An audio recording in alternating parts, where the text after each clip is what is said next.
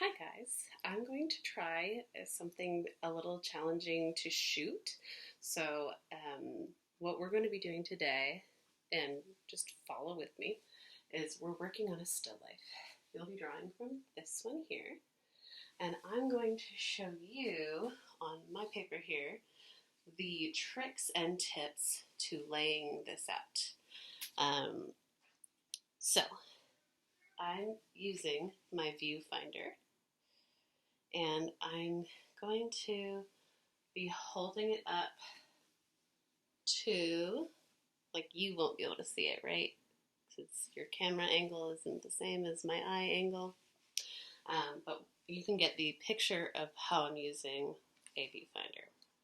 So I'm using my viewfinder to set up this composition. I'm deciding how I want everything to look. I'm squinting and looking through this little window. I'm seeing, is it better vertical or horizontal? Vertical or horizontal? I would say vertical is better.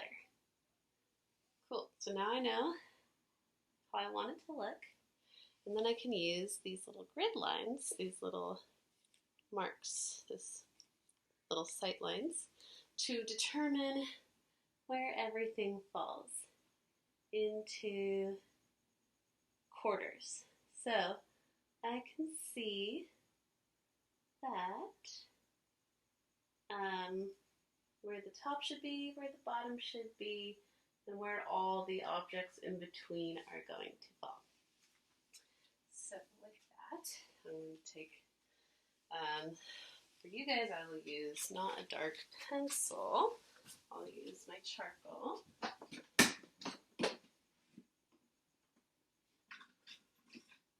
Okay, so you can really see it.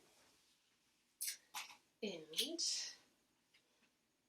putting everything into a grid, basically. So I'm going to take it here.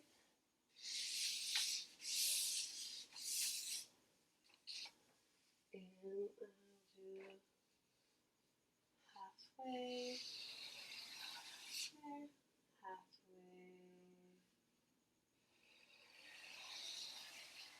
Right. So now I've divided my picture plane or my composition into 4 pieces. I've already decided I'm going to do mine vertically. You might want to do yours horizontally. I'm going to plan on doing mine vertically. Okay, so I look through the viewfinder. I know that the backdrop, the white cloth backdrop, takes up all of this area here. And it stops about halfway through down here. And it goes to about halfway through this one. Okay, and I'll draw that nice and dark. Okay, here's where I have some of those wrinkle lines. Okay, and then my watering can is going to have its top half.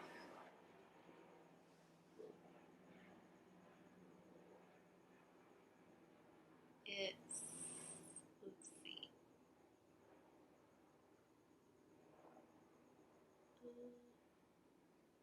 basically from the spout up is all up here.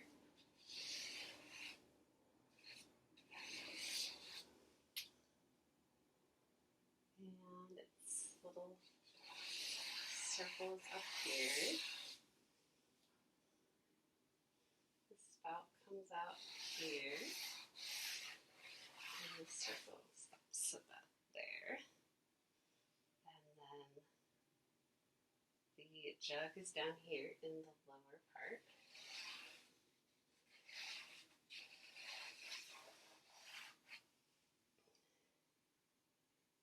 And cup is going to be not quite at the center line, but pretty close. And it does not touch that. Stops right before the pitcher.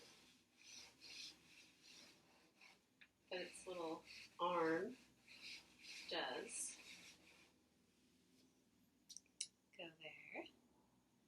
And then the base of the box is at about halfway. But we got that big ball of yarn first we gotta take care of. So the ball of yarn. This is so tricky. Do the ball of yarn first or the box first? Do the ball of yarn first. Ball of yarn crosses over there. Goes to about how far up that little center line? Not very far. They do like halfway up. That's about halfway.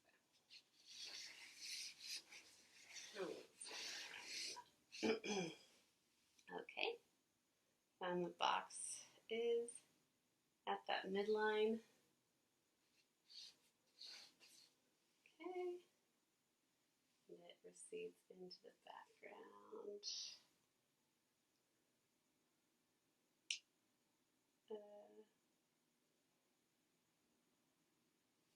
Not quite that level. It disappears that way behind the cactus. Cactus and this ball are a little bit next to each other, but it's kind of on top of it. And it's just about the same height, maybe a tiny bit taller. Okay, and I don't really need my viewfinder anymore to figure out the rest.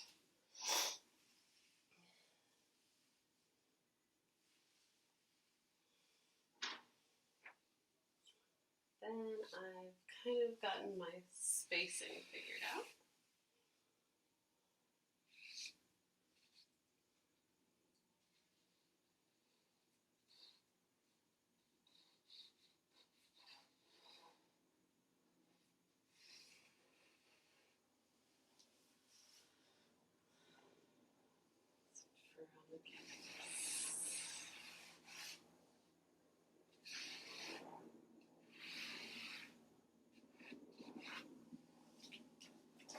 That's where all my shapes lie.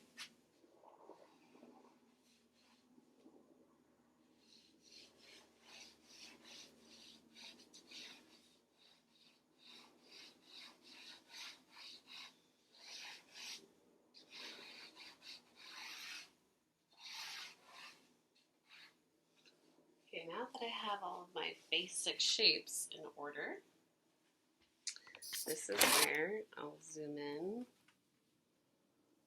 Doesn't look like much now, but now I know where everything should be on the page, and I can go in and start making my edits. Now I can work on, let's see, pull the camera closer. You guys, you're so patient. Thank you for bearing with me in all my insanity. Okay, so here's where I get to start having fun. That was the hard part. That was gritting it out and making sure that I knew where everything was supposed to go. Now everything's in place. I can start fleshing out the details. So I can really see this line through dark. So I'll just make one pattern again. Okay.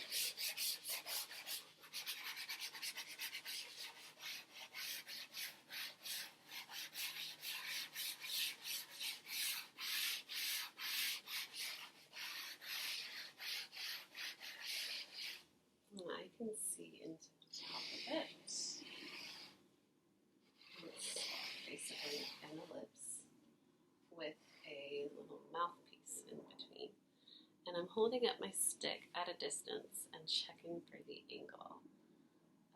You can eyeball that angle. You can use the clock method that we watched in the video a couple weeks ago during the midterm, where she was showing you how to make angles on a clock. If you have some questions, I can show you that later. We'll cover that again later, but basically that's one of the tricks I'm using right now to choose how I'm going to angle the mouth of that watering can. And I see it really goes all the way to the edge, far edge. And then I can see the lip, but then I can't see the lip there. That's the lip. That's the mouth. Okay. And then you can see the rim.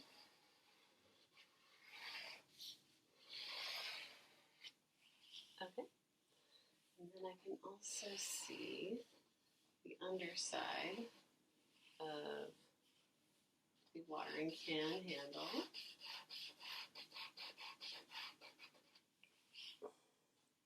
It's shaded, and the top part of the watering can handle is lit up, it's highlighted, until it gets to there. That's when it gets the shadow. Okay, and then my cactus petals, one kind of goes off the page.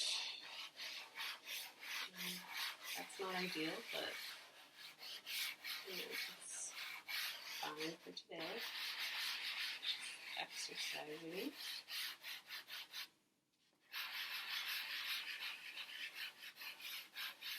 If I wanted to, I could also just deny the truth a little bit of what I'm seeing in the name of like not cropping anything off.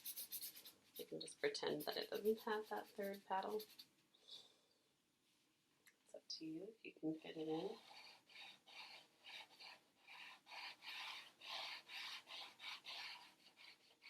And I'm kind of just getting on the shape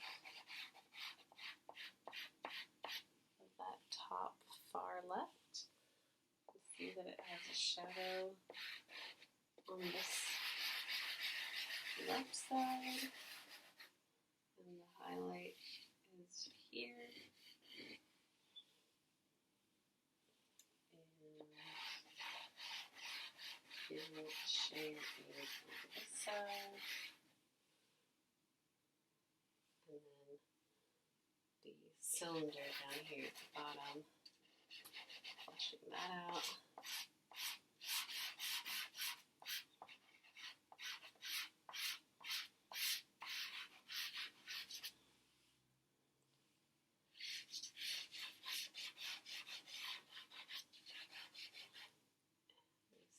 Cast shadow down here.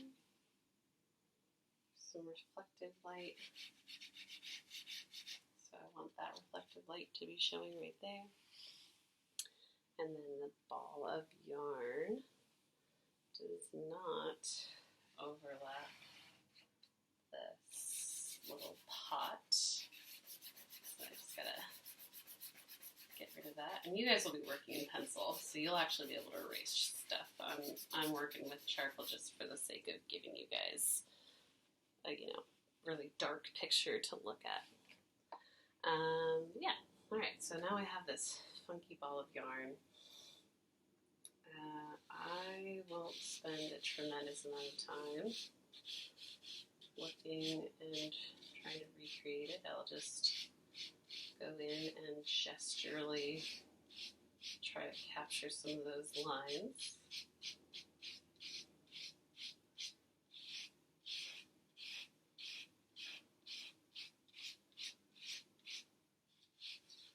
Not a whole lot of shadows going on in there that are like super pronounced. It's a lot of like very little skinny shadows, and there's that kind of one little dark triangle of shadow.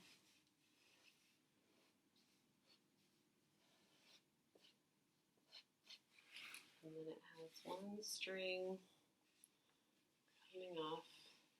It curls down there, curves up there. And then I have my cup. And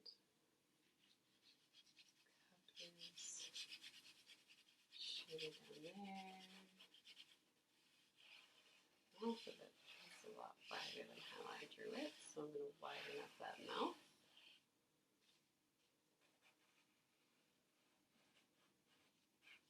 That hook's handle. And then I'll give more emphasis into all of the objects, especially the cloth in the background. But if I do it, then it will be happening forever. So I will work on mine while you guys work on yours. Sound good? Basically, just wanted to illustrate to you guys how to grid it out, and then you guys can use that, start practicing that principle or that method so it can make your still lives more proportionately accurate.